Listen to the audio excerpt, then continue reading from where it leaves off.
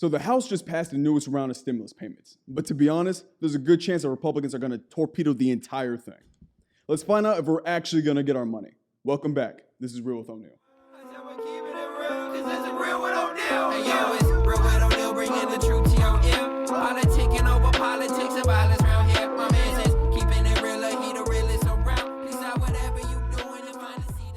It's good to be back, America.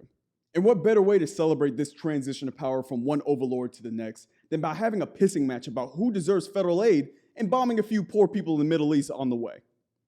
As it stands, COVID-19 has killed over 500,000 Americans, which, by the way, is more than the combined casualties of World War II, World War I, Vietnam, Korea, the American Revolution, the Iraqi War, the war in Afghanistan, and the War of 1812. Y'all, that's combined.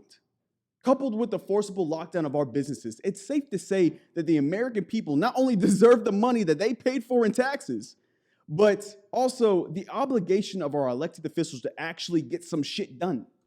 It's ridiculous, and it continues to happen. But here's the thing. The House of Representatives this past Saturday passed the American Rescue Act with an impressive $1.9 trillion allocated back into the struggling economy. So what's in this bill? Well, for one, our $1,400 STEMI checks, an increase of the child tax credit to $3,000 per child, $3,600 for children under the age of 6, which is massive. $350 billion for state, local, and tribal governments, many of which have experienced a reduction of tax revenue as a result of the pandemic. About $130 billion for K-12 schools, $40 billion for college and universities, more than $75 billion for COVID-19 testing and a support of the vaccine rollout, including funds for hospitals, public health agencies, and biomedical research. All of these will be pretty much packaged to make sure that the economy comes and get back on its feet, essentially. But these are just a few of the funding items in the bill. And I'll be posting the entire bill in the captions for y'all to read for yourselves. And please, read the damn bill. The pork that congressional Republicans claim to exist within the bill are not in any way, shape, or form a large chunk of the bill. It's a lie. One of those items, however, that is a concern of the opposition is the Democrats' attempted $15 minimum wage hike that was recently shot down this last Thursday by the Senate Parliamentarian. Well, why did it get omitted from the bill? And I'll tell you why. The Democrats utilized something called budget reconciliation. This is when, basically, neither party really wants to deal with the other's shit. The Republicans did it in 2017 for their tax bill.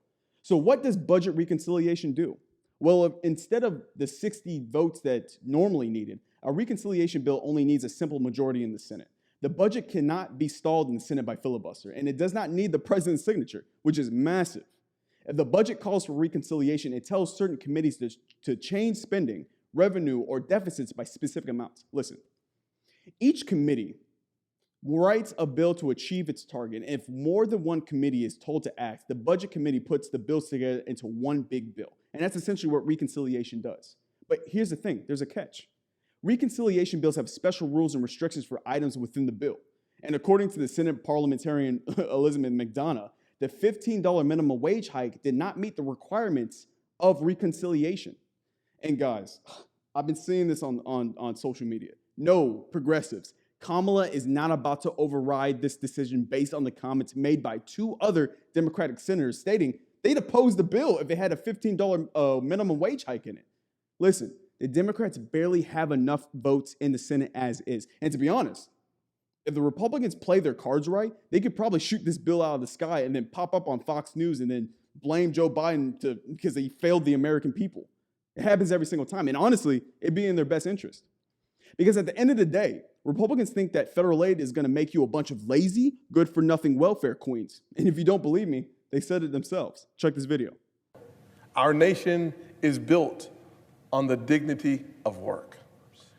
We cannot have intended to encourage people not to work and make more money than to go back to work and receive your normal pay. Under this bill, the $600 payment on top of state benefits actually allows people to have their income almost doubled in certain circumstances. And I want to help people. I want to make sure that if you lose your job, that we cover your wages. But under this bill, you get $23.15 an hour based on a 40-hour work week not to work. This is a debate about whether or not we're going to let a poorly drafted bill knock this nation still harder in the coming months by unintentionally increasing unemployment. That's what this debate is about. Under this bill as it's written now, the government will pay many Americans more to be on government assistance than they would make if they're working at their regular jobs. But we should not create a system where unemployment insurance benefits are higher than a salary. We cannot pay people more to not work than to work. This is basic common sense. You know, I find this argument interesting because basically they're stating that increased federal spending on lower income communities will create welfare dependency, but in the same breath shoot down a livable wage increase, which is directly related to being one of the reasons lower income people need federal aid in the first place. It makes no sense.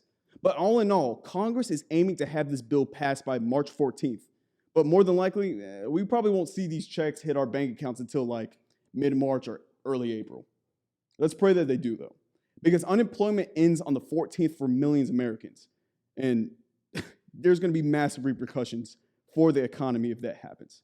But I appreciate y'all watching, man. I know it was a little bit short, but I have so much more content coming.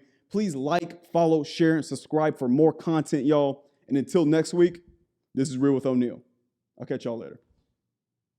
Left and right and blue and red, the marijuana Sudafed. Zanny buys a problem in this country, do we Sudafeds? The Suda people who pretend that their medicine knew the best. Half a screaming, let them in, the other half say bitter fist. With a civil war, I'm in the garage.